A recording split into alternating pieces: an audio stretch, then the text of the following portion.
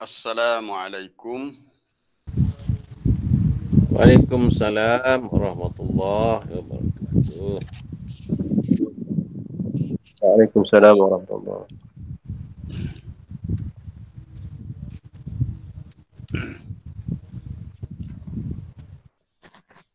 Bismillahirrahmanirrahim. Alhamdulillahi rabbil alamin. Salatan wa salaman ala Rasulillah wa ala alihi wa ashabihi wa man ihtada bihadihi wastanna bisunnatihi ila yaumiddin.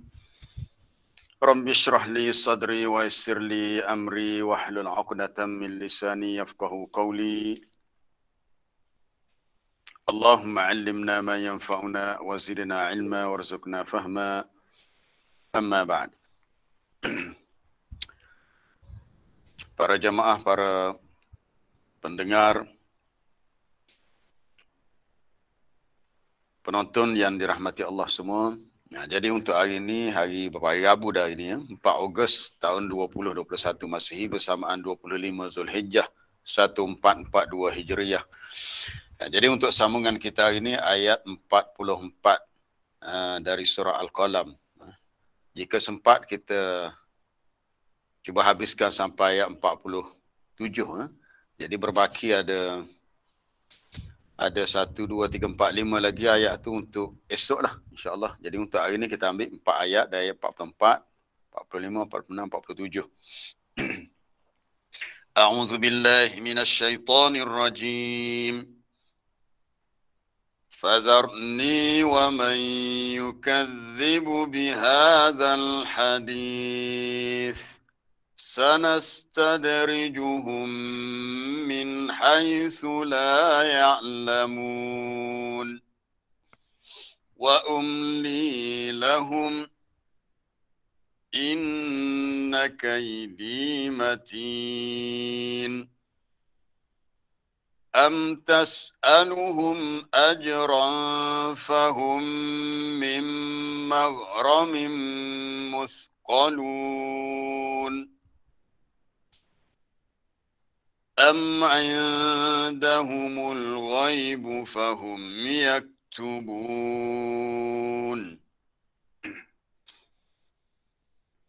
Fadharni wa man yukadzibu bihadzal hadis. Biarkan kepada aku sahaja. Secara khusus Allah Ta'ala beri arahan kepada Nabi. Zar maknanya utruk. Biarkan kepada aku ya Muhammad. Iaitu siapa orang-orang yang yukadzibu bihadzal hadis. Orang yang mendustakan keterangan yang ada dalam Quran. Sanastadrijuhum, kami akan menarik mereka sedikit demi sedikit. Ini yang disebut dengan istilah istidraj. Istidraj ini orang yang hidup dalam kesenangan, diberi nikmat, diberi kesihatan, tetapi sebenarnya mereka ini kufur, bermaksiat. Jadi kesenangan, nikmat yang mereka peroleh itu adalah satu bentuk istidraj. Mereka ditarik ke arah kebinasaan sedikit demi sedikit min haitsu la ya'lamun, dalam keadaan mereka tidak mengetahuinya. Ini mereka tidak sedar mereka sedang dihukum. Wa umli lahum, dan aku beri tangguh kepada mereka. Umli maknanya hilhum, beri tangguh maknanya tidak disegerakan azab untuk mereka. Inna kaidi matin, sesungguhnya tipu dayaku ke atas mereka itu adalah sangat kuat. Am tas'aluhum ajran, adakah engkau meminta kepada mereka ajran, upah, minta bayaran atas kerja dakwah yang dilakukan, lalu mereka itu menanggung beban hutan yang berat, padahal Nabi tidak minta apa-apa bayaran, tidak minta upah. Tugas Nabi menyampaikan dakwah itu adalah perintah daripada Allah. Tidaklah pula diminta daripada mereka yang menerima dakwah itu untuk diberi kepada Nabi ini ujrah. Am indahumul ghaibu fahum yaktubun. Adakah di sisi mereka ada perkara ghaib yang mereka ketahui lalu mereka dapat salin. Adakah di sisi mereka yakni seumpama yang di Lauh Mahfuz mereka tahu perkara gaib di sana lalu mereka dapat tulis dengan tujuan untuk melawan ajaranmu. Ini merujuk pada perkara gaib yang akan berlaku pada masa depan. Baik, para jemaah yang dirahmati Allah, kita lihat kembali kepada ayat 44. Jadi jalan cerita ni masih tentang bagaimana Nabi berdepan dengan kaum musyrikin di Mekah. Jadi macam-macam kerana ataupun fi'il perangai jahat orang-orang musyrikin. Sehingga Nabi pun rasa susah hati macam mana nak teruskan dakwah dalam keadaan ramai yang menentangnya, melawannya. Maka Allah Ta'ala beritahu, zarni, biarkan kepada aku. Serahkan kepada aku. Yang ini maksudnya utrukni. Zarni maknanya utrukni ataupun da'ni. Serahkan kepada aku. Kita ni kalau kita ada masalah yang berat, tak mampu nak selesaikan sendiri, tiba-tiba ada orang yang datang nak bantu, dia kata, benda tu kau tak payah fikirlah. Kau serahkan kepada aku boleh uruskan. Oh, kita pun rasa lega lah. Kita banyak hari dia mikir sakit kepala, dia mikir macam mana nak buat. Tiba-tiba datang seseorang, bagi jaminan, oh tak apa, masalah ni senang je, aku boleh tolong, aku boleh buat. Oh, kita pun rasa lega. Dalam menghadapi kesusahan berdakwah, Allah Ta'ala beri jaminan kepada Nabi, soal orang yang melawan dakwahmu, serahkan kepada aku. Baik, sebelum kita lanjutkan perbincangan ayat ini, kita nak lihat beberapa ayat lain yang ada persamaan dengan ayat ini. Antaranya ialah di awal surah Al-Muddathir tentang kisah Al-Walid ibn Al-Mughirah. Sebelum ini kita dah baca sebelum ni tentang Al-Walid ibn Al-Mughirah di dalam surah ni jugalah sebelum ni.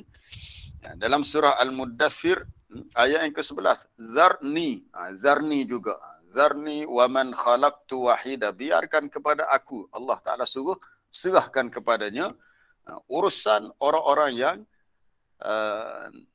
Allah Ta'ala beritahu aku yang ciptakan dia.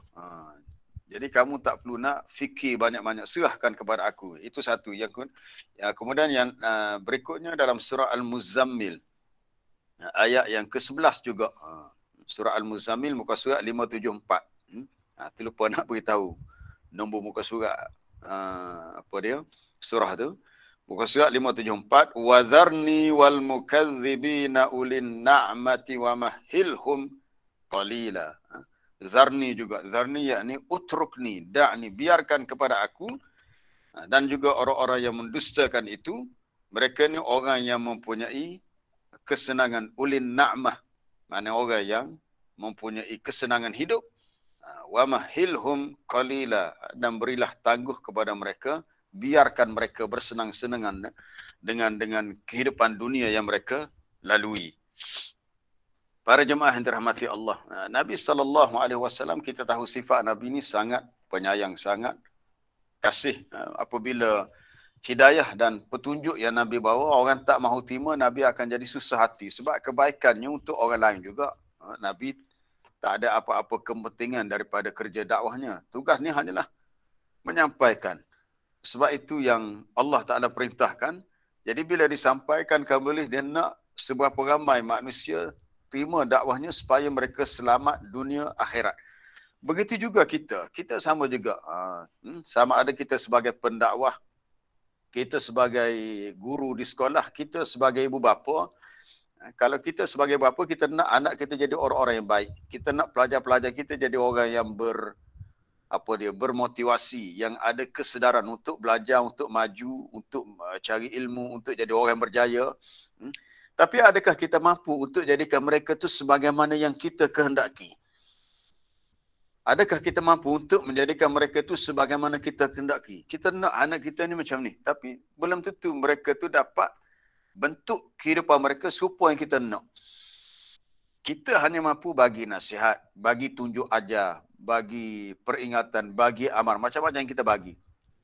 Tapi kalau mereka tak nak terima juga, masih nak dengan cara dia, itu bukan urusan kita. Kita tak perlu nak fikir lebih-lebih sehingga sakit kepala. Orang Kelantan kata mikir sampai pecah kepala. Tapi pecah kepala tu matilah. Tak sampai pecah kepala pun. Tapi mikir tu macam mana nak buat, tak payah. Tak payah sampai setara tu. Nabi SAW dia fikir macam mana nak sampaikan hidayah supaya semua orang terima Hidayah tu dah sampai dah supaya masing-masing manusia tu terima. Sehingga sampai kepada peringkat Allah Ta'ala beritahu fala'allaka bakhi'un nafsaka ala atharihim illam yu'minu bihadzal hadithi asafan. Ayat ni menggambarkan begitu bersungguh-sungguhnya Nabi SAW mahu sampaikan apa dia mahu manusia terima seruan dakwahnya. Itu ayat ke-6 dari surah Al-Kahfi. Boleh jadi kamu mahu membinasakan dirimu, tapi janganlah sampai begitu. Janganlah sampai begitu engkau ya Muhammad. Kamu sampai mahu membinasakan diri kamu kerana menanggung rasa duka cita terhadap perbuatan buruk mereka yang tidak mahu beriman.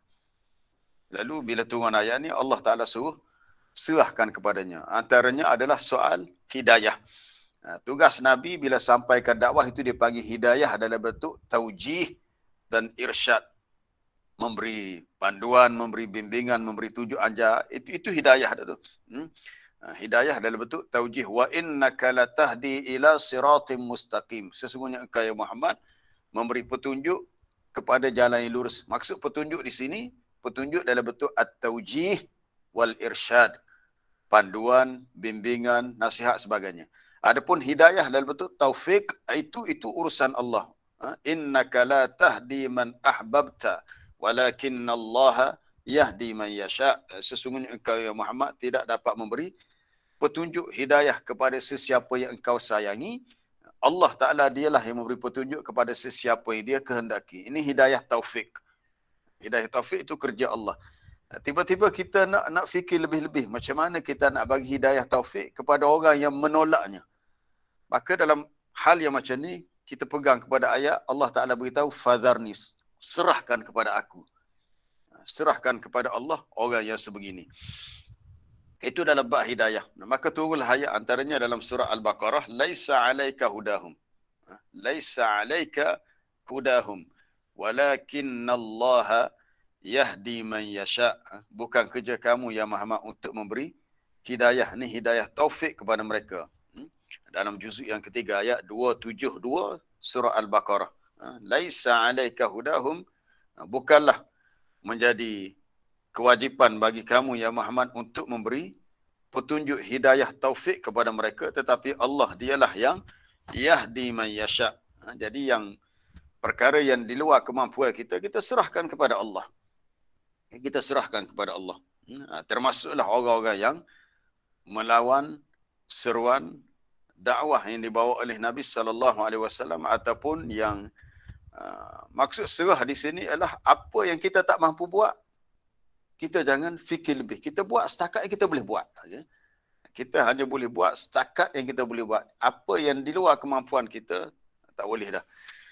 Baik, ada satu ayat lain kita boleh kaitkan dengan zarni di sini. Apabila berlakunya peristiwa pembunuhan ke atas beberapa orang sahabat Nabi, adalah sekitar 70 orang dalam peristiwa yang disebut Bi'ru Ma'unah. Peristiwa ini berlaku sekitar tahun 3 Hijrah. Apabila beberapa kabilah yang menyatakan kesediaan untuk masuk Islam, mereka minta dengan Nabi supaya dihantar sahabat-sahabat yang boleh mengajar kepada mereka ajaran agama, maka Nabi hantarlah. Nabi percaya mereka ni memang nak belajar. Rupa-rupanya mereka ni khianat. Sampai di pertengahan jalan, sahabat-sahabat yang diamanahkan sebagai pendakwah ni telah dibunuh oleh kabilah itu. Antaranya kabilah Ra'lun, Zakwan, Usayyah dan beberapa yang lain. Nabi punyalah nak marah. Selama sebulan, kata Anas bin Malik, Nabi baca doa kunut, dia panggil kunut nazilah. Kunut ni maknanya doa memohon dijatuhkan azab ataupun musibah ke atas orang yang khianat ni.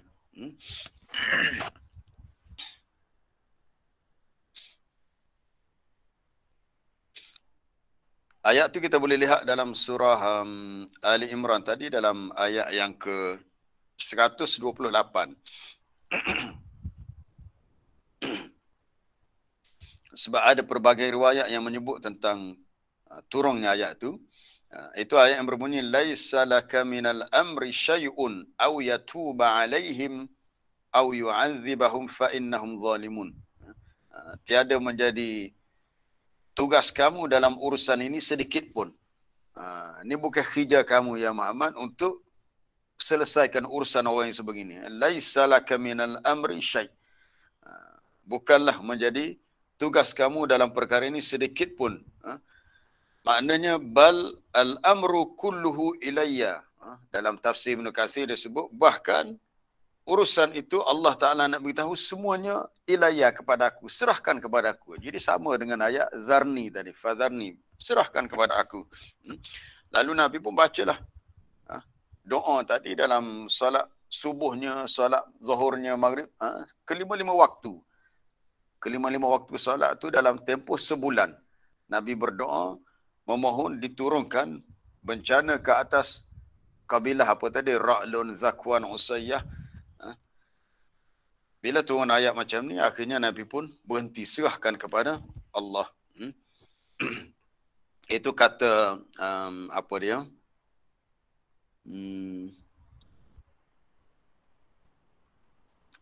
Kata seorang sahabat daripada Salim daripada ayahnya, Salim bin Abdullah bin Umar, cucu kepada Sayyidina Umar, dia kata sami'a Rasulullah sallallahu, dia mendengar Rasulullah sallallahu alaihi wasallam apabila baginda mengangkat kepalanya daripada rukuk rakaat yang kedua, rafa'a ra'sahu minar rukuk fi raka'ati tsaniyah minal fajar, itu salat subuh, lalu dia membaca Allahumma al'an fulanan wa fulanan, ya Allah jatuhkanlah laknat, mendoakan laknat ke atas si fulan yang telah khianat.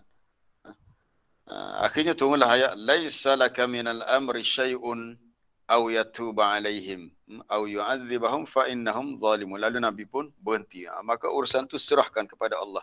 Jadi pengajaran yang kita boleh ambil, yang kita boleh renungi daripada ayat ni ialah kita jangan bebankan diri kita dengan perkara yang bukan kemampuan kita. Kita jangan paksa diri kita untuk buat sesuatu yang di luar kemampuan kita. Kalau di sekolah ada cikgu dia nak paksa nak suruh budak ni luluh juga macam mana, kita hanya bagi tugas kita dah selesai. Guru tu dah masuk kelas, dah mengajar dengan baik, dah bagi latihan, dah bagi motivasi, dah segala-gala. Tapi budak tu masih malas lagi. Baca malas, masuk kelas ngafal malas, buat nota malas. Jadi kita nak ubah dia daripada malas jadi rajin tu, itu bukan kerja kita. Itu urusan Allah. Kalau Allah Ta'ala bagi hidayah, itu. Ada dengan setengah kenalan-kenalan saya beritahu kita ada program tadabbur Quran. Tapi oleh kerana dia tak berminat, dia bagi alasan dia ada urusan lain sebagainya. Bukan kerja kita untuk paksa orang lain. Kita hanya bagi, kita kata ada sedikit perkongsian ilmu yang mungkin ada manfaat untuk kita bersama.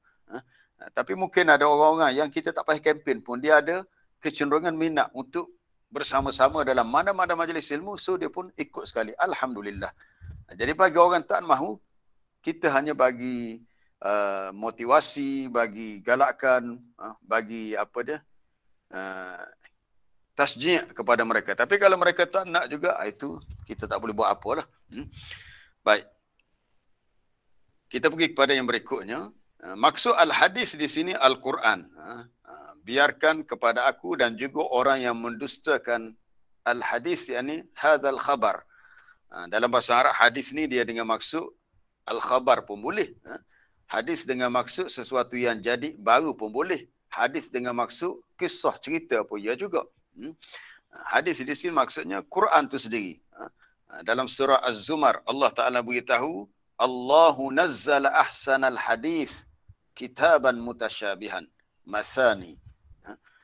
Allah Ta'ala dialah yang menurunkan sebaik-baik al-hadis, sebaik-baik perbicaraan, bahasa yang disampaikan kepada manusia. Maksud ahsan al-hadis ialah Al-Quran itu. Itu kitab yang mutasyabihan, antara satu ayat dengan ayat lain dia ada tasyabuh, ada persamaan. Ayat yang masani, yang berulang-ulang. Baik, kita lihat berikutnya pada perkataan sanastadrijuhum. Ini masuk perkataan sanastadrijuhum, kami akan tarik mereka, iaitu na'khudhuhum tadrijiyan au qalilan qalilan.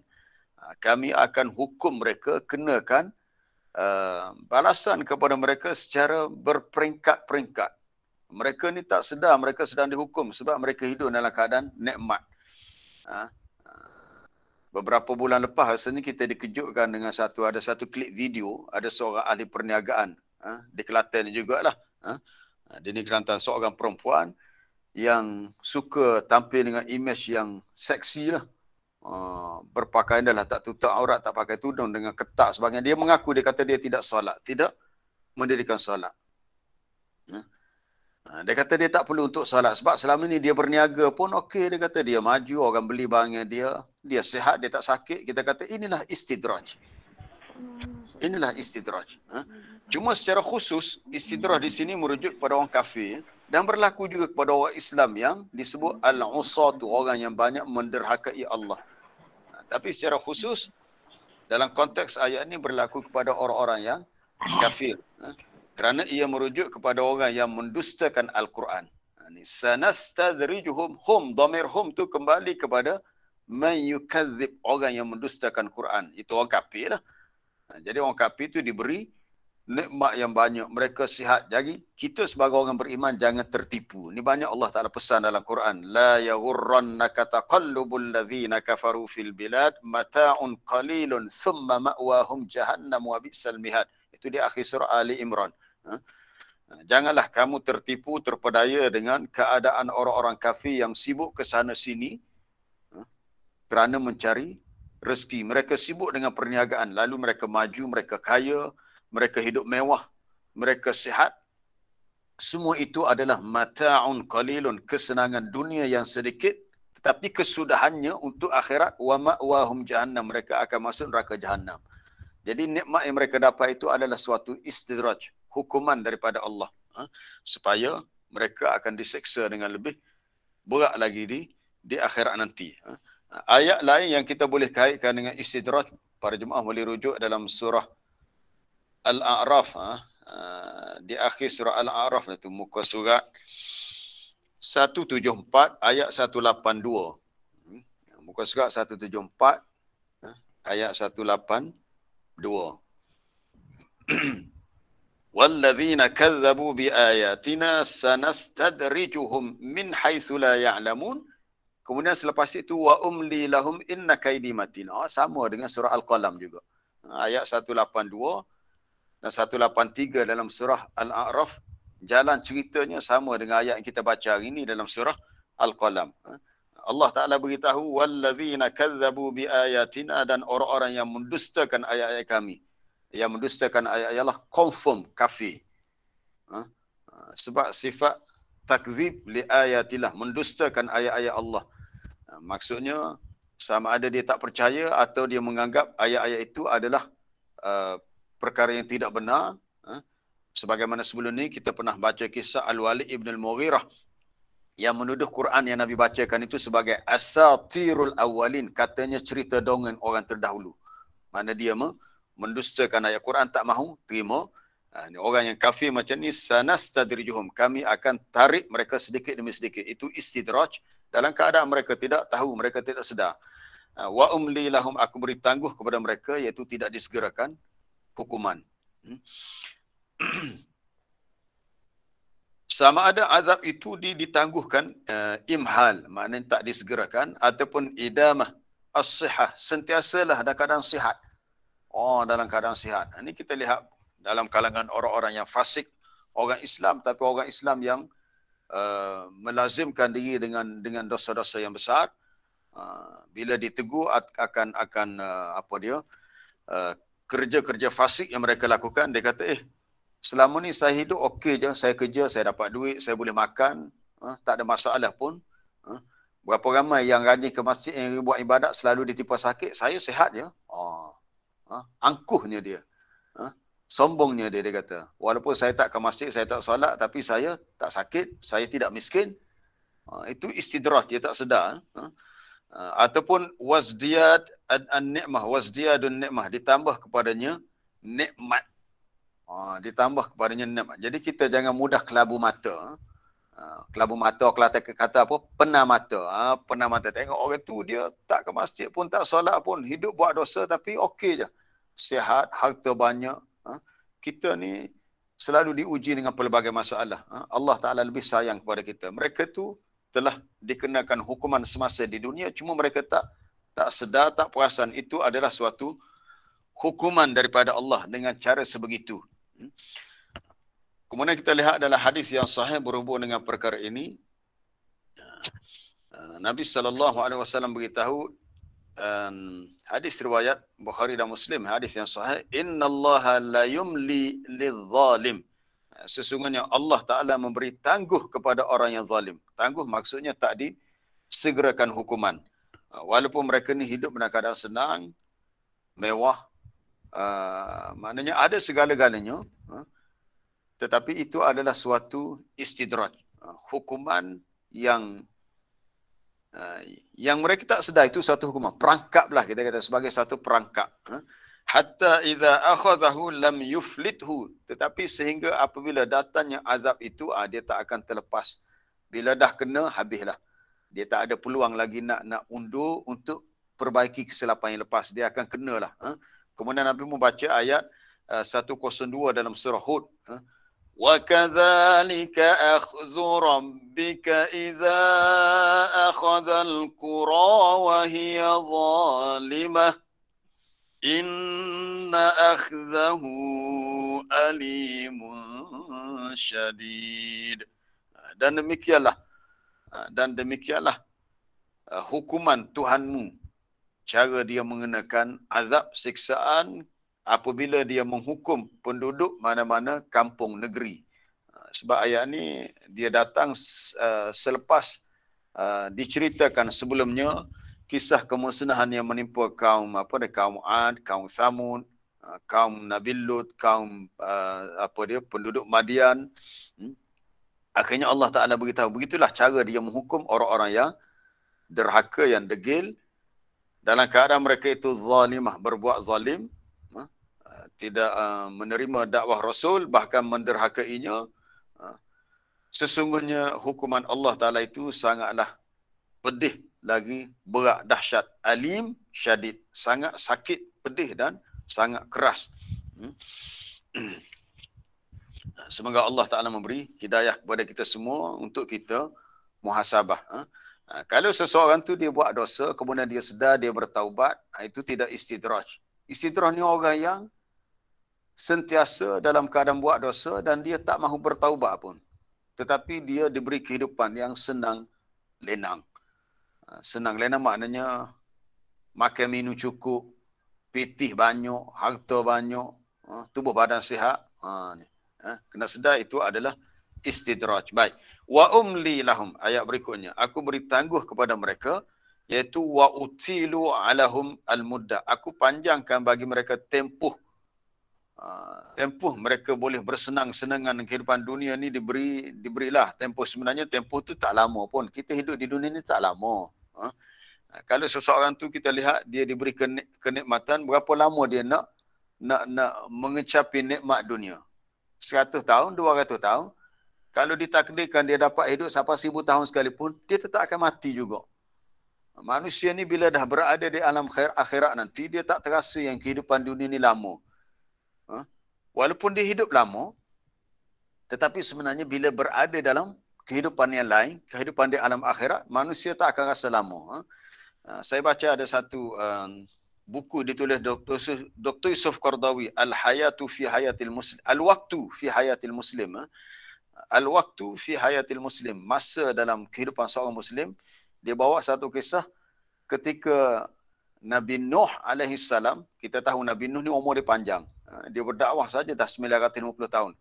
Ketika dia dimatikan, datangnya malaikat tanya tentang kehidupan yang dia lalui selama ni. Dia kata seolah-olah dia masuk daripada sebuah rumah, masuk pintu depan, dan dia berjalan terus keluar pintu belakang rumah.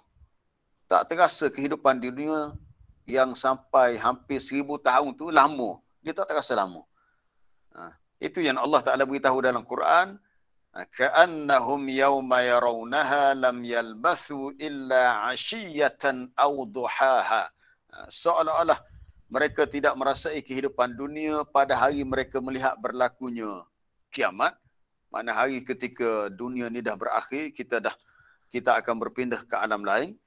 Manusia merasai seolah-olah hidup di dunia ni seolah-olah seakan-akan mereka berada seketika di waktu petang atau waktu pagi. Pada hari mereka melihat berlakunya kiamat, mereka tidak menguasai kehidupan di dunia kecuali seketika, seperti sekejap je waktu pagi petang. Sekarang ni kita rasa lama ni sebab kita masih hidup. Sebab itu ada hadis disebut dalam Sahih Bukhari, yu'ta bi an'ami ahli dunya, yu'ta bi an'ami ahli nar min ahli dunya, akan dibawa orang yang paling senang hidup dia ni ahli neraka, tapi semasa di dunia dialah an'am, orang yang paling senang, mewah. Lalu Nabi kata fayus baru, dicelup. Hari ni Ustaz Rosdan tak ada bersama. Kalau Ustaz Rosdan ada, mungkin dia boleh cairkan matan hadis tu. Lalu Nabi kata fayus baru, dicelup. Celup ni bukan lama pun, letak sekejap je dalam neraka. Dia semasa di dunia, dialah orang yang paling, Nabi kata paling mewah, paling senang lenang. Lalu ditanya kepada kita, ditanya kepadanya, hal marra bika khairan qat, hal marra bika khairan qat, adakah pernah kamu melalui tempoh dapat apa-apa kebaikan, kesenangan? Dia kata seolah-olah tak pernah pun. Hak selama ni hidup senang lenang, dicelup sekejap dan neraka, dah hilang, tak terasa dah. Manakala dibawa pula orang yang paling susah hidupnya di dunia, tetapi orang ni ahli syurga.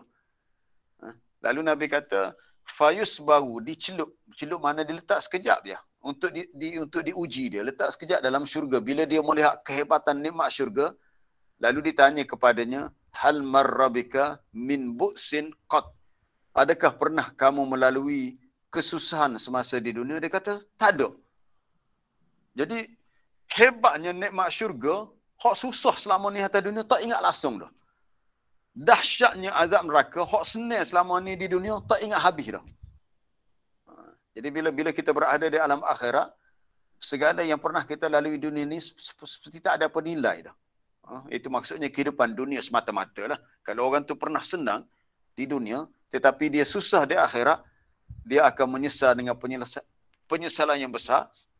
Sebab kesusahan akhirat, walaupun sikit ada rasa, tapi terlalu dahsyat. Itu belum lagi azab yang besar, walaupun baru sikit. Nabi sebut yusbaru celup ni untuk menyatakan dirasakan seketika.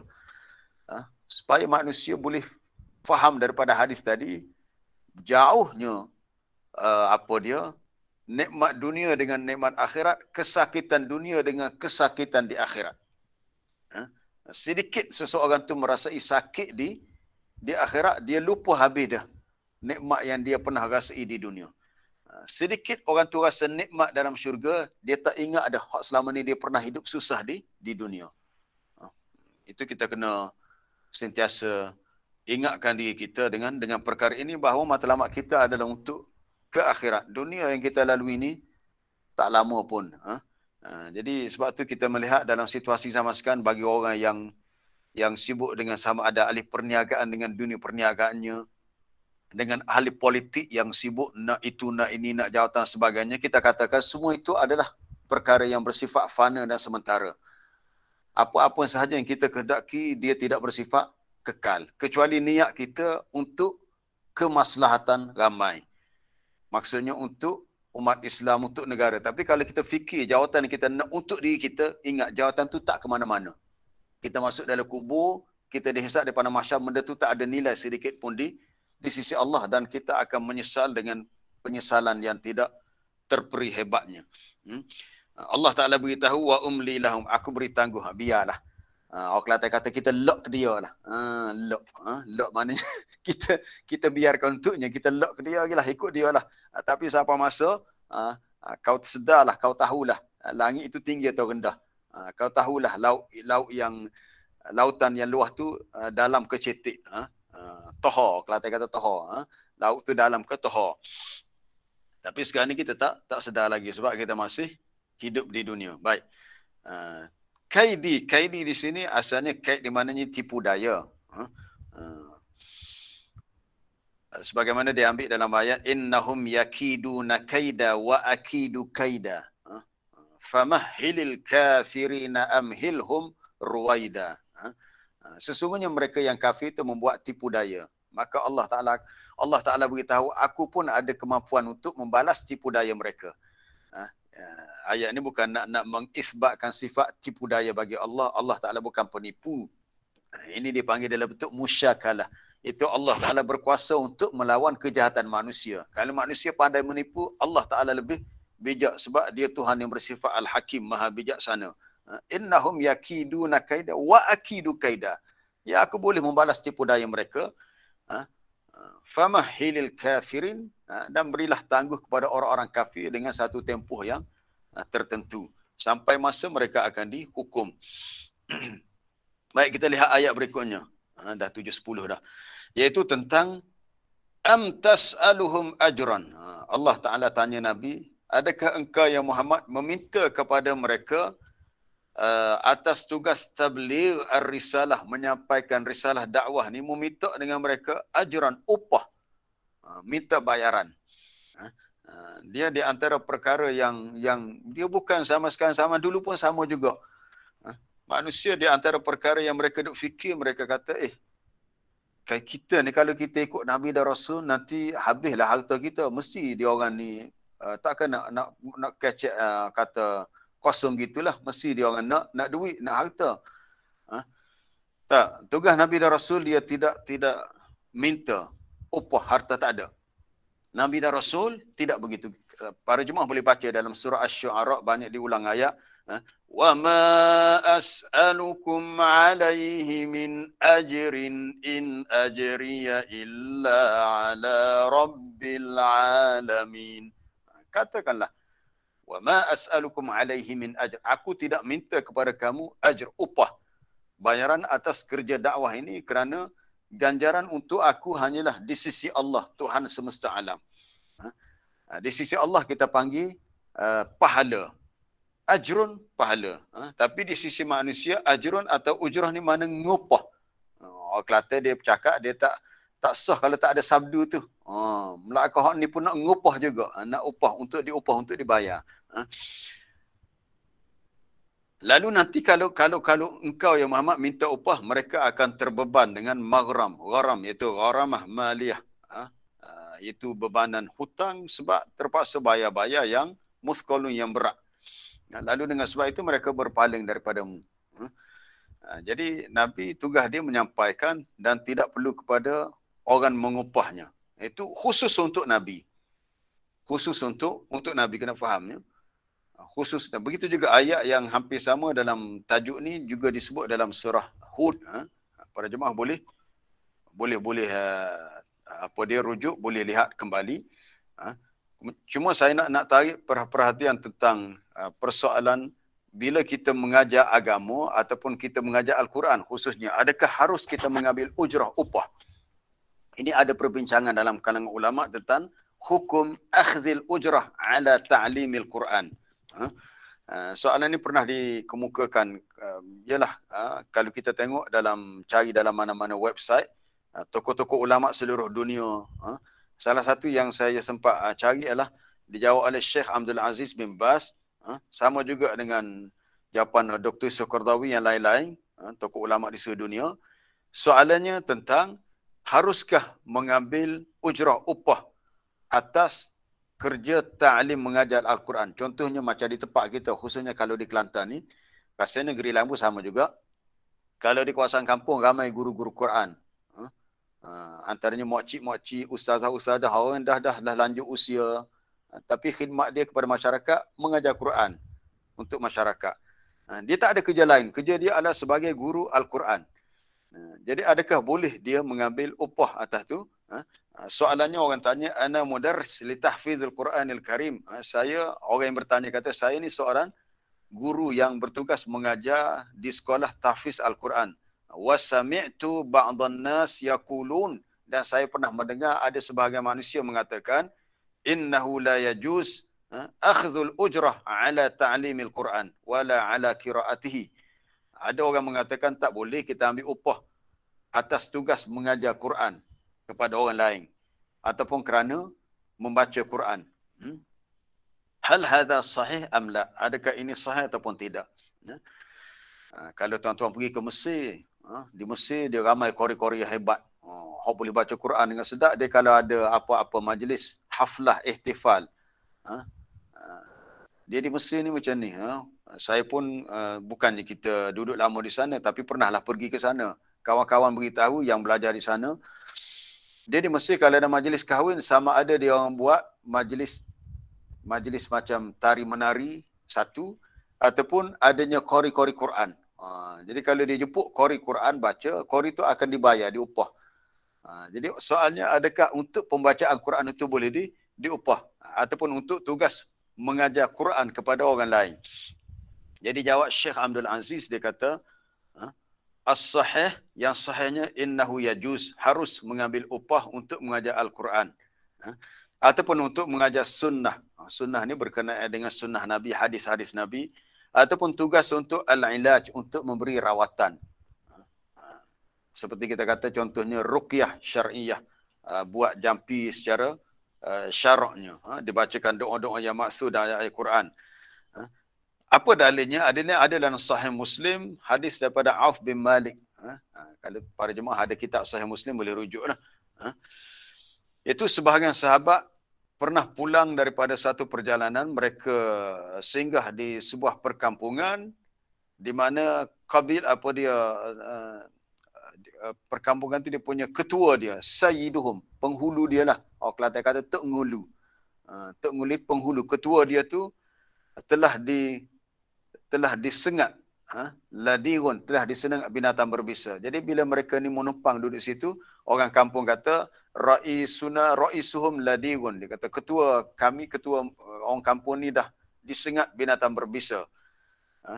Mungkin akrab, mungkin kalajengking, mungkin hayyah, mungkin ular yang disengat ataupun telah sengat. Apa dia sengat? Tahu bahasa Kelantan kata ketik. Kena ketik kau ular, kena ketik. Ketik mana disengat binatang berbisa. Okay? Lalu datang seorang sahabat, dia kata, saya akan cubalah, saya boleh buat. Lalu dijampi ketua kabilah itu dengan dibacakan surah Al-Fatihah beberapa kali. Dibaca dengan izin Allah sembuh. Sembuh. Lalu mereka pun pulang ke Madinah. Sebelum pulang, orang kampung tu nak bagi hadiah beberapa ekor kambing. Mereka kata kami tak boleh ambil sebab kami ikhlas nak tolong dengan baca ni. Dia seolah-olah mereka merasakan tak boleh diambil ujrah, upah atas bantuan menyembuhkan, merawat ketua kampung yang telah disengat binatang berbisa. Apabila mereka pulang ke Madinah, Nabi kata boleh ambil. Nabi kata ahsantum wadribu li ma'akum bisahmin. Bagus. Apa yang kamu lakukan tu bagus, dan jangan lupa untukku juga sedikit bahagiannya. Nabi minta juga. Mana perkara itu adalah harus.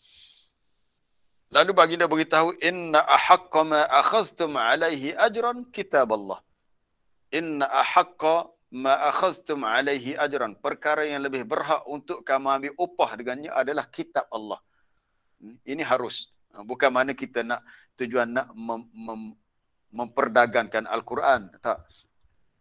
Sebab yang pentingnya jangan pula orang tu meletakkan harga. Ini yang jadi masalah. Kadang-kadang setengah pendakwah kita tak tahulah. Pendakwah selebriti ke tidak selebriti. Sebab mungkin dia orang dah terkenal, dia demand dah. Mungkin dia ada PA dia, ada personal assistant. Ini berita yang sampai kepada kita lah. Bila mereka dipanggil untuk ceramah sebagainya, katanya PA dia beritahu, boleh. Tapi ustaz ada pesan untuk satu ni masa sekian bayarlah sekian. Dia letak harga masalahnya. Kalau seorang orang bagi tanpa letak harga, itu harus.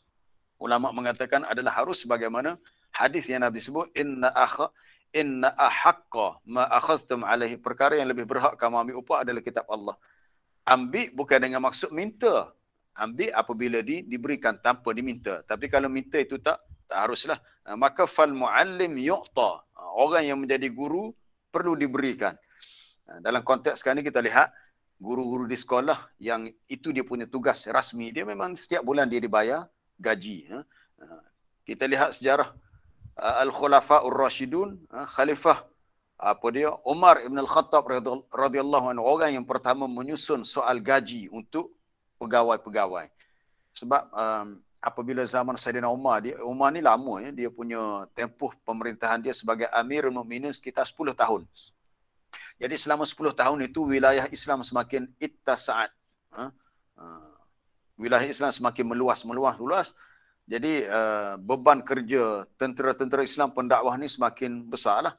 Menyebabkan mereka tak ada ruang masa untuk bekerja sendiri cari rezeki.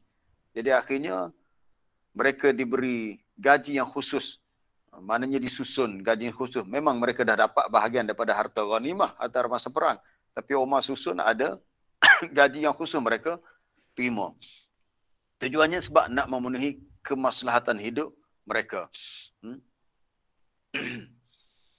Sebab kata Syekh Abdul Aziz, "Idza ma u'tiya kaifa yu'allim?" Dia kata kalau tak diberi kepadanya bayaran upah, bagaimana dia nak mengajar? Wa kaifa yatafarraghu lit-ta'lim? Bagaimana dia nak ruangkan masa untuk proses ta'lim, untuk mengajar kepada manusia? Jadi maka boleh diberikan kita kata sedikit sagu hati ataupun bayaran kepada muallim atau mualij untuk orang yang menjadi guru ataupun yang menjadi perawat, yang memberi rawatan kepada orang yang sakit, asalkan mereka tidak meminta dan meletakkan harga, cuma dilihat kepada keperluan semata-mata. Tidak dilihat kepada perlu dilihat kepada keperluan semasa. Adapun katanya apa dia lagi? Adapun kalau semata-mata untuk tilawah sahaja, ni. Tilawah ni kita kata macam setakat dipanggil untuk dibacakan Quran dalam sesuatu majlis yang rasmi lah, majlis yang formal. Macam contoh saya buat tahu di Mesir, dia ramai qari-qari yang hebat. Di Malaysia pun begitu juga, mungkin ada setengah qari-qari kita yang terkenal, dipanggil untuk membacakan Quran, lalu orang pun bahagilah. Dia tak minta pun orang bagi. Tetapi kata Syekh Abdul Aziz, ajma'al ulama ala annahu la yu'ta limujarrad al-qira'ah. Dia kata ulama telah sepakat ijma' bahawasanya tidaklah diberikan atas semata-mata bacaan dia. Yuqal tusmi'una ba'd al-ayat walaka kadza. Lalu dikatakan kepadanya, engkau telah perdengarkan kepada kami sebahagian daripada ayat Quran, maka kamu dapat bagian-bagian yang kami nak berikan kepada kamu.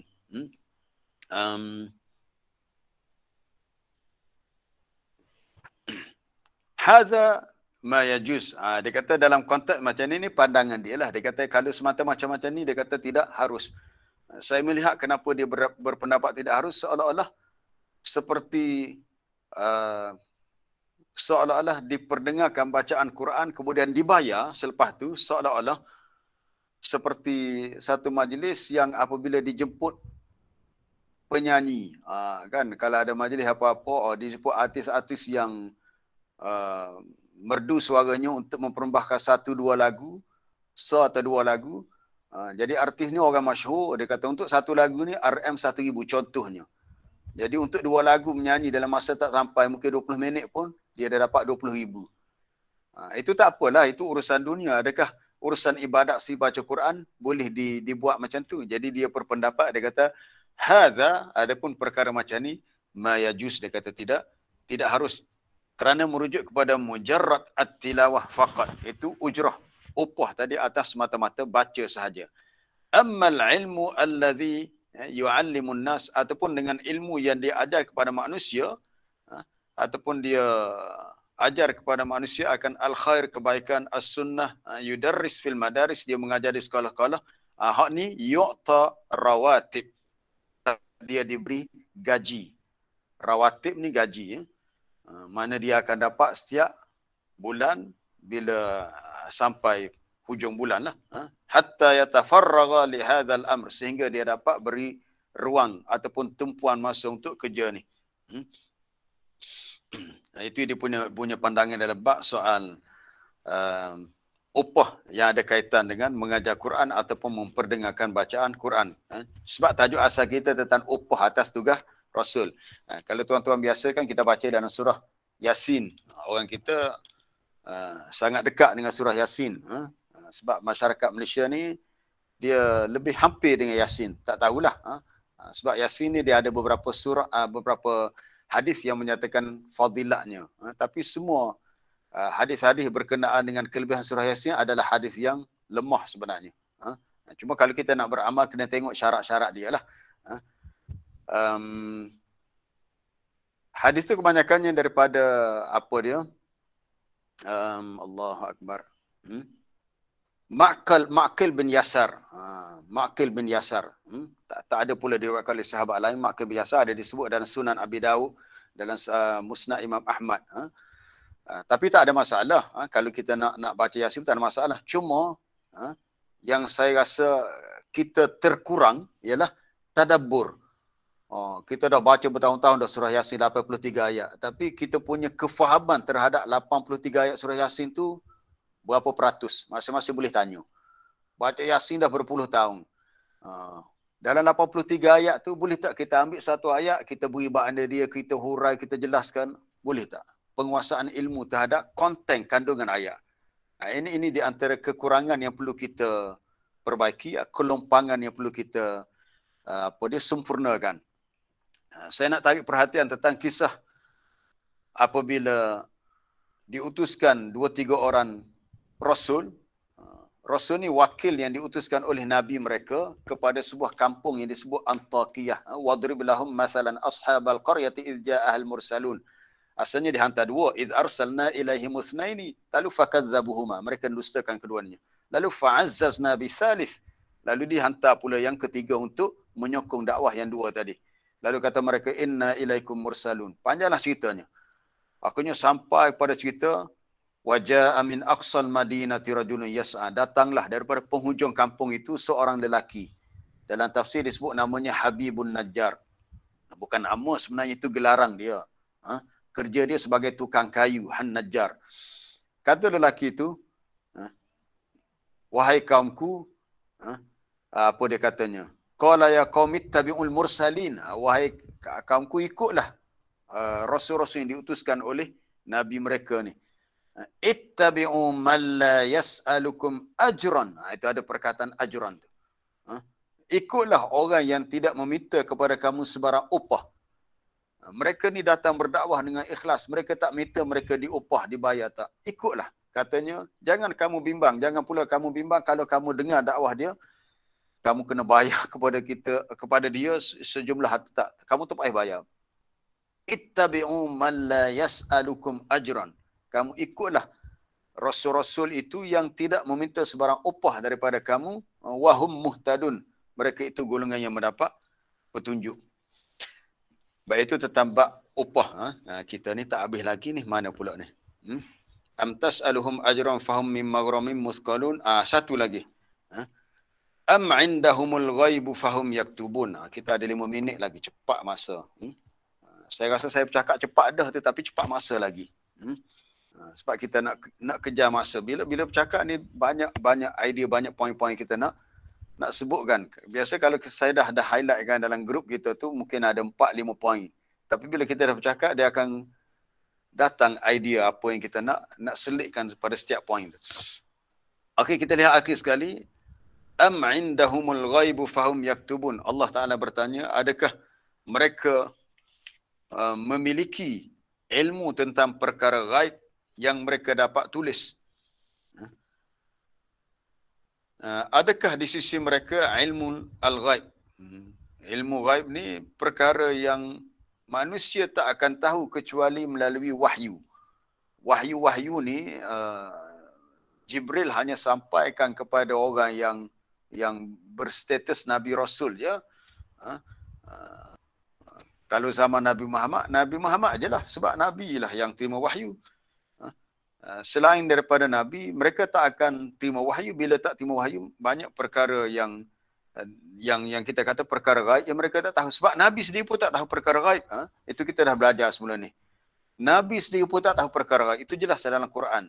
Qul la aqulu lakum qul la amliku li nafsi naf'an la darran illa ma syaa Allah walau kuntu a'lamul ghaib. Katakanlah aku tidak memiliki apa-apa perkara yang boleh memberi manfaat dan mudarat kecuali apa-apa yang Allah Ta'ala kehendaki. Kalaulah aku tahu perkara yang ghaib. Walau kuntu a'lamul ghaib. Nabi kata, kalau aku sendiri boleh tahu perkara gaib, lastakthartu minal khairi wa ma massani yasu. Aku boleh membanyakkan lagi kebaikan dan aku tidak akan ditimpa oleh apa-apa keburukan. Maknanya Nabi pun tak tahu perkara gaib. Mana mungkin tiba-tiba orang kafir itu mendakwa mereka tahu perkara gaib. Salah satu perkara gaib ialah perkara yang berlaku pada masa akan datang, yang akan berlaku. Perkara yang akan berlaku pada masa akan datang, minggu depan, bulan depan. Sebab tu dalam Islam kita tak boleh bertemu dengan dipanggil arraf ataupun kahin, orang yang boleh meramal masa depan. Jumpa dia, tak tahulah, mungkin dalam ajaran agama lain ada kok orang macam tu, dia tengok tapak tangan, dia kata awak ni, saya rasa bulan depan awak ni dijumpa musibah pula, mungkin awak masuk hospital ni. Bila tu? 5 bulan akan datang. Ni tak boleh. Dalam Islam tak boleh membuat ramalan terhadap perkara yang akan berlaku. Itu bermakna mendakwa tahu perkara gaib. Kita tak tahu apa yang akan berlaku esok, lusa, minggu depan. Tak ada siapa tahu. Nabi tak tahu. Kita lebih-lebih lagi tak tahu. Kita tidak boleh meramal masa depan. Kita nak membuat suatu jangkaan yang dengan yakin, dengan pasti, tak boleh. Contohnya berlaku kiamat bila pun tak ada siapa yang tahu. Kita hanya diberitahu tentang alamat tanda-tanda kiamat. Ayat ini bermaksud annahu laisa lahum hujjah naqliyah ya'tamiduna 'alaiha. Mereka sebenarnya tak ada hujjah naqliyah. Hujjah naqliyah ni hujjah yang diambil daripada ayat Quran, daripada hadis, daripada mana-mana teks secara bertulis yang dinakalkan secara bertulis yang mereka berpegang di atasnya untuk membuktikan bahawa mereka tak perlu terima dakwah Nabi. Mereka boleh memilih al-i'rad an qubul risalatil Islam. Mereka boleh berpaling daripada menerima risalah Islam. Mereka nak bagi satu hujah, kata kami tak terima Islam pun tak apa. Tak boleh. Mereka nak cakap begitu tak boleh. Mereka tak ada hujah, tak ada alasan untuk mereka menolak ajaran Islam yang Nabi bawa. Mereka kena terima. Kalau mereka mendakwa mereka tahu perkara gaib, mana itu adalah satu dakwaan yang tidak benar, satu dakwaan yang salah. Dan kita secara umumnya, kita manusia memang kita tak tahu apa-apa yang gaib. Gaib ini mana ma ghaba anna. Kita diajar oleh Allah Ta'ala tentang banyak perkara gaib. Dan kita beriman kepada Allah. Allah itu termasuk yang gaib. Sebab kita tidak melihat Allah di dunia. Tapi kita yakin kewujudan Allah. Itu iman, akidah kita. Kita beriman kepada adanya malaikat. Walaupun kita tidak melihat malaikat, maka termasuk beriman dengan perkara gaib. Kita percaya adanya makhluk yang bernama syaitan, jin, iblis ni. Walaupun kita tak pernah melihatnya. Kenapa? Sebab diajar begitu kepada kita, ada dalilnya dalam Quran, hadis. Kita yakin adanya balasan syurga neraka. Ia termasuk perkara gaib. Sebab kita tak pernah melihatnya. Kita yakin adanya fitnah kubur, azab kubur setelah seseorang itu mati, walaupun kita tak pernah melihatnya. Bahkan tak pernah berlaku pun orang yang dah mati keluar daripada kubur cerita, oh, saya dah seminggu dalam kubur. Tahu tak seminggu dalam kubur tu saya, tak. Mana ada orang mati hidup kelik cerita balik tu. Oh, kalau cerita balik gitu kak, kita kata jadi baik habislah. Semua manusia tak ada yang jahatnya. Semuanya akan jadi orang yang insaf. Sebab manusia memang tak tahu perkara gaib. Allah Ta'ala beritahu dalam dalam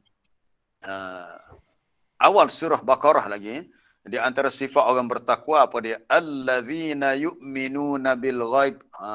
Orang yang beriman dengan perkara gaib, wa yuqimunas salata wa mimma razaqnahum yunfikun. Mereka juga mendirikan salat dan mereka belanjakan atau sedekahkan apa yang kami rezekikan. Yang pertama sekali, yu'minuna bil ghaib. Mereka beriman kepada perkara yang gaib.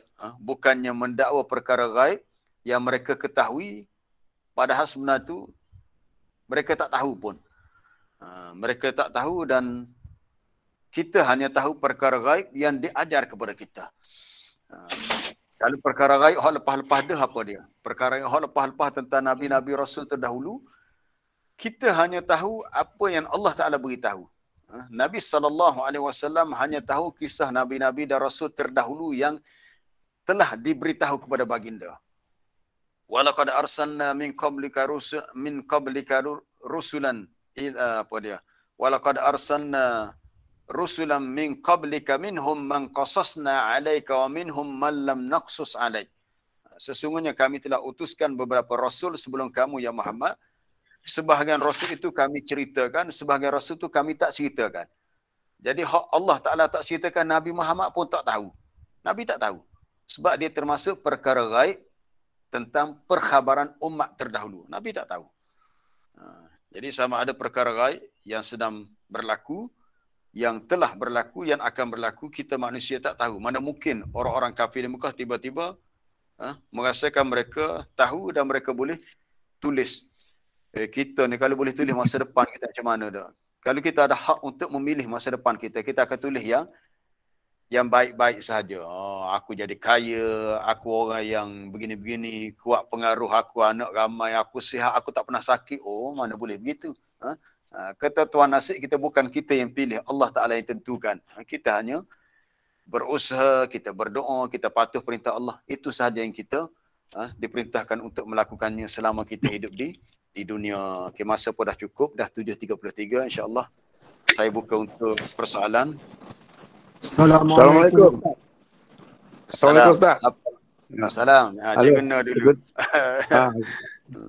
Kita lagu mana kalau kita ambil upah dalam menjalankan kerja-kerja agama, seperti kalau kita kata hak agama lah, supaya kita kata orang panggil macam Yasin, semaya ajak, mengajar, apa gini-gini ni. Lagu mana Ustaz? Tunggu kubur macam tak kira lah. Kalau ikut pendapat yang disebutkan apa yang disebutkan oleh Syekh Abdul Aziz bin Abdullah bin Bas tadi, dia kata dalam konteks tu dia kata la yajuz, tak harus, sebab dia bersifat ibadat mahdah. Ibadat mahdah maknanya dia sesuatu amalan yang masing-masing boleh buat sendiri. Kecuali kalau mengajar Quran tu memang orang tu tak boleh buat sendiri, kecuali dia kena ada guru yang bimbing dia macam mana nak baca tajwidnya, macam mana sebutan hurufnya. Adapun amalan yang orang tu boleh buat sendiri, sebaiknya dia buat sendiri. Jadi kalaulah dalam tugas yang kita kata macam untuk panggil orang baca Yasin apa, sepatutnya lah semulanya tak ada upah. Tak ada upah. Sebab benda tu asalnya kita boleh buat. Pertamanya boleh buat sendiri, tapi kalau nak minta tolong orang lain buat, dari segi kaedahnya tidak berhajat kepada upah.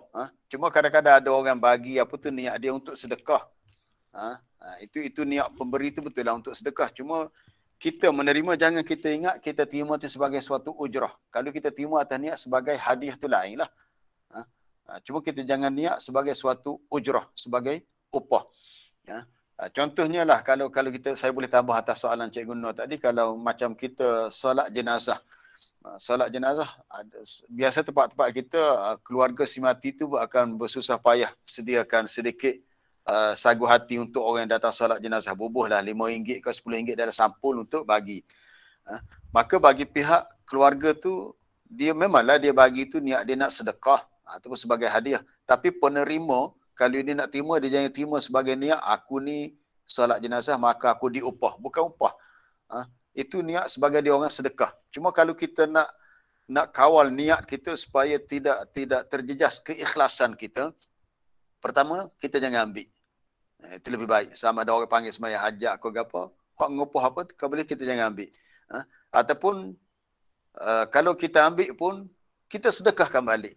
Itu saya rasa lebih baik gitu. Kita salat jenazah di masjid, nak keluar kat pintu masjid, ada orang hulur. Hulur kita ambil, kita masuk balik dalam masjid. Hak dia bagi kat kita, kita masuk dalam tabung masjid. Itu pandangan saya lah.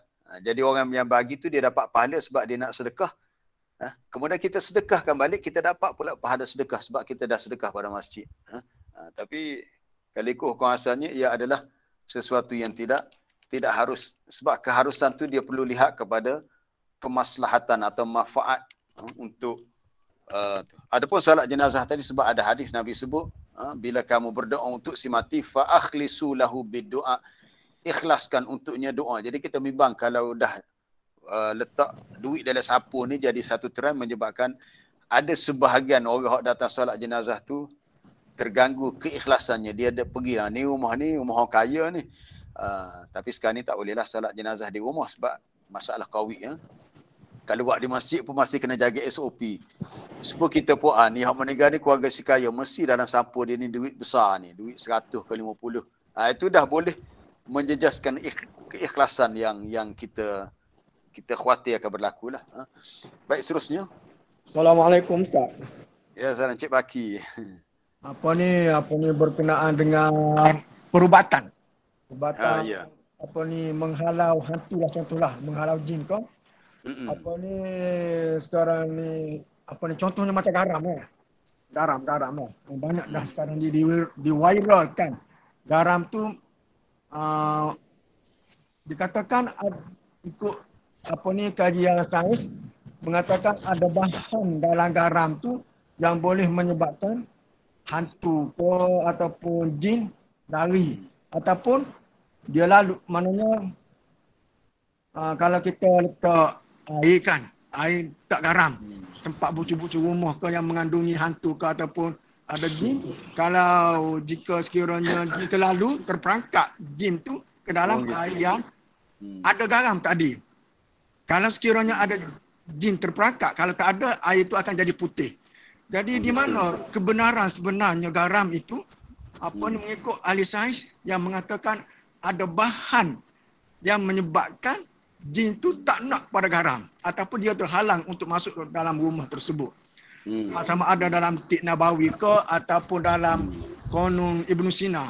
Itu saya tak pastilah. Okey, itu yang pertama. Ya. Yang kedua berkenaan dengan talfiq, melompat. Melompat, bukan melompat parti ni. Melompat mazhab. Berpindah mazhab, maknanya kita nak ikut yang mudah-mudah sahaja. Contohnya kita mazhab Syafi'i lah.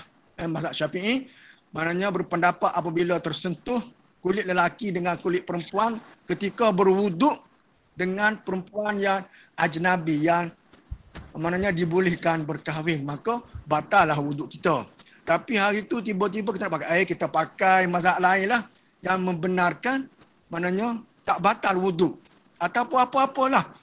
Contohnya daripada mazhab Hanafi lah, yang mana mazhab Hanafi kan dia tak boleh makan sutung, ketam, udang kan. Jadi hari ni kita ikut mazhab Syafi'i lah pula, kita nak makan udang, ketam lah. Jadi benda-benda tu maknanya talfiq mazhab ni adalah haram kan, tak boleh. Tapi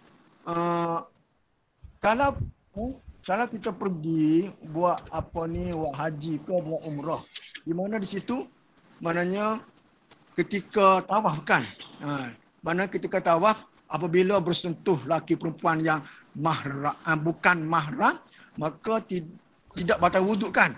Kalau batal wuduk sakitlah, ulang balik berwuduk. Mana di sini adakah satu kaedah yang dibenarkan berbuat demikian? Itu saja masalah Ustaz. Ya. Okey, terima kasih. Okey, panjang juga soalan Cik Baki tu. Okey, yang pertama tentang masalah garam tadi dalam bab perubatan, saya secara khususnya kita pun tak mendalaminya dalam bab kita pun tak jumpa pula secara khususnya. Cuma ada hadis-hadis yang sangat lemah lah menyebut tentang bila seseorang tu nak makan sesuatu mulakan dengan garam. Jadi kaitkan dengan garam. Cuma kita melihat beginilah penggunaan garam dalam kaedah ruqyah ataupun untuk menghalau jin ini berdasarkan tajribah dipanggil. Berdasarkan pengalaman.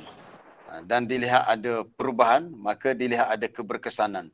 Maknanya kita nak hukum secara muktamad bahawa makhluk sebegini ni takut kepada garam sebagainya, wallahualam kita tak pasti hal itu.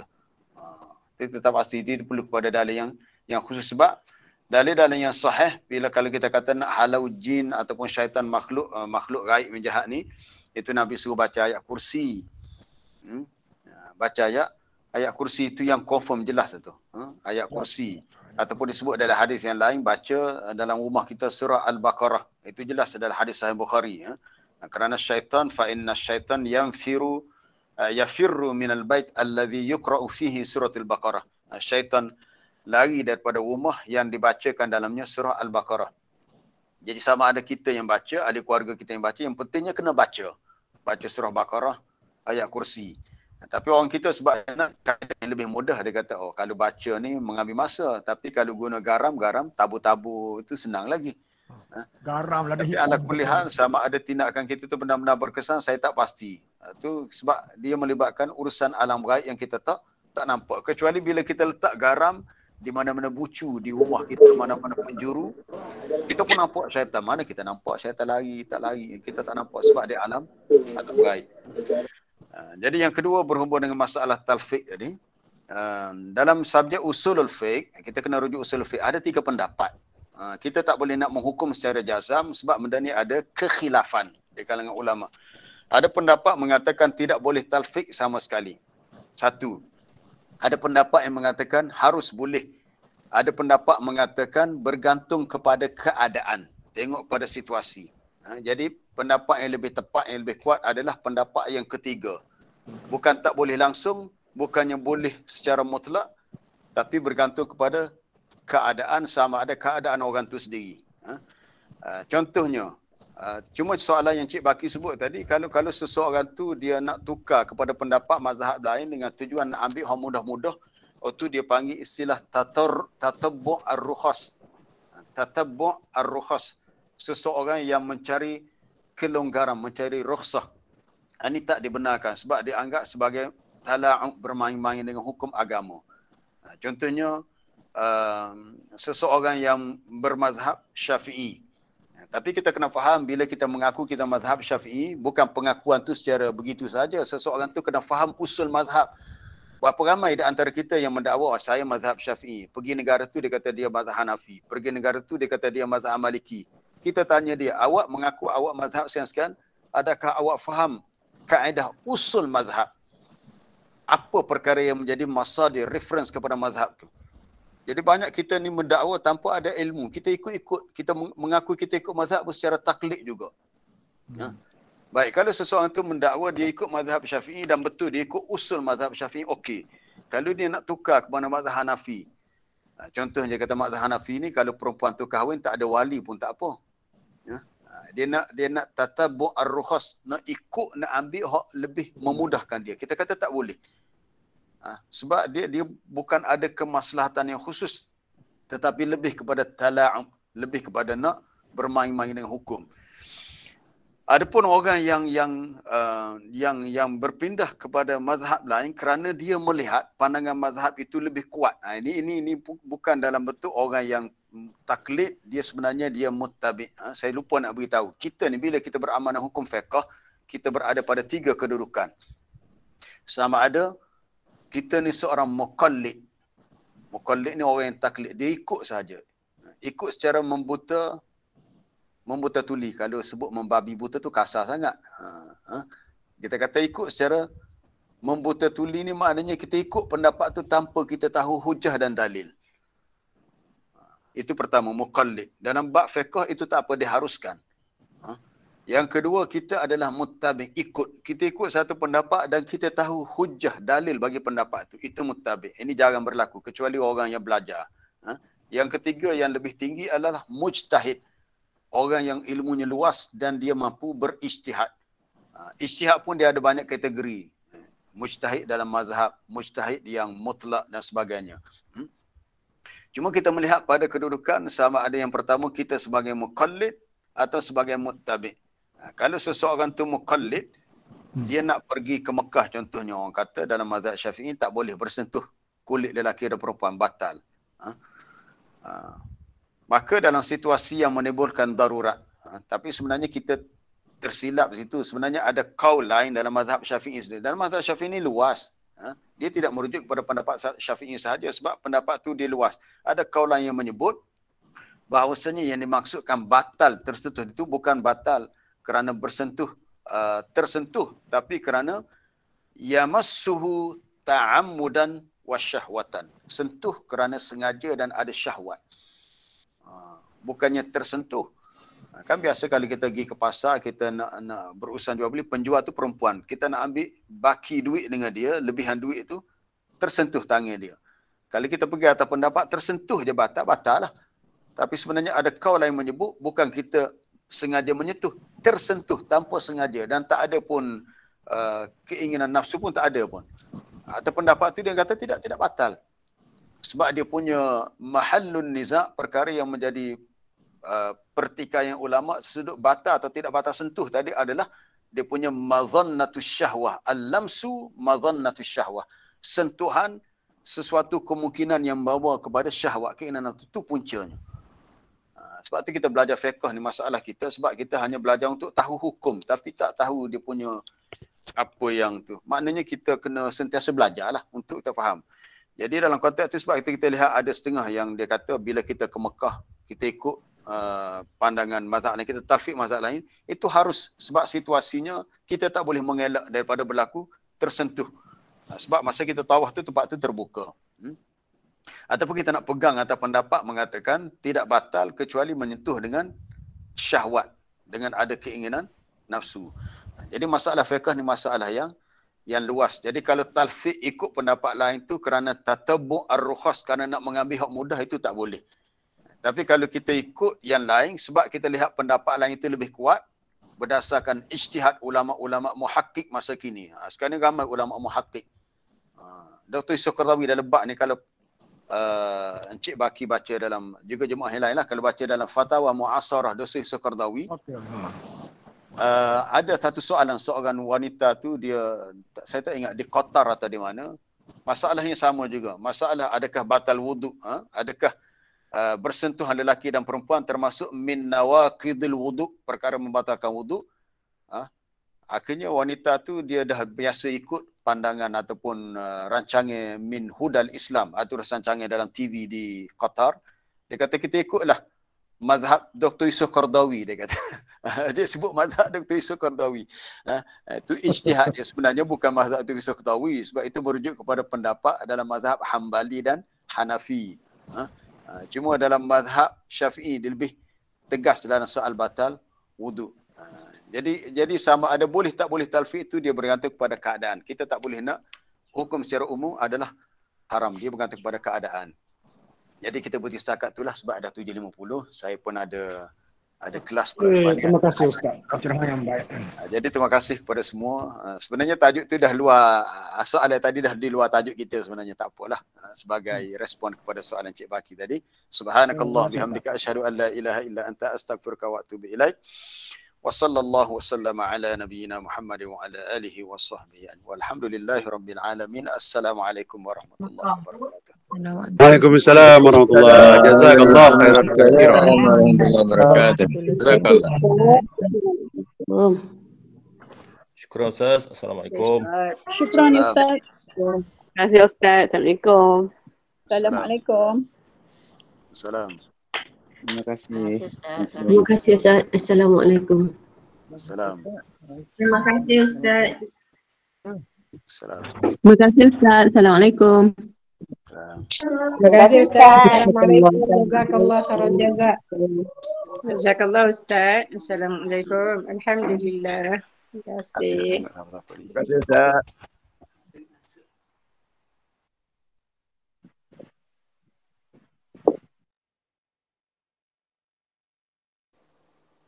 Jazakallah Ustaz. Assalamualaikum Ustaz. Terima kasih. Keluar geruk. Masih mulut abang ada keluar geruk dah. Oh.